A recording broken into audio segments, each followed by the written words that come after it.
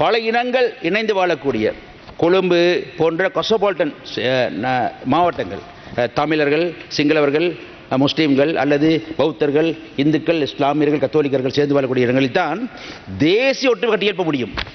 நாங்கள் இந்த இத்தகைய மாவட்டங்களில் எல்லாம் தமிழ் பாடசாலை, சிங்கள பாடசாலை, முஸ்லீம் பாடசாலை, கத்தோலிக்க பாடசாலை, பௌத்த பாடசாலை, இந்து பாடசாலை என்று ஆரம்பித்துவிட்டு சிறுவயதிலேயே பிள்ளைகளை எல்லாம் நீங்கள் இந்துக்கள், நீங்கள் தமிழர்கள், நீங்கள் சிங்களவர்கள், நீங்கள் முஸ்லீம்கள் நீங்கள் சொல்லி என்று பிரித்து வைக்கிறோம். பிறகு 18 வயது ஆன பிறகு அவர்கள் எல்லாரையும் பார்த்து நாங்கள் நீங்கள் இளைஞர்களாக எழுதினீர்கள் என்று சொல்கிறோம்.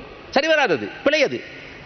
அத்தகைய வாய்ப்புகள் இருக்கும் இடங்கள் தான் கொழும்பு போன்ற தலைநகரம், எங்களது வர்த்தக தலைநகரம் கொழும்பிலே வாழக்கூடிய மக்களுக்கு தயவு செய்து பாடசாலைகளிலே முதலே ஆரம்பியுங்கள்.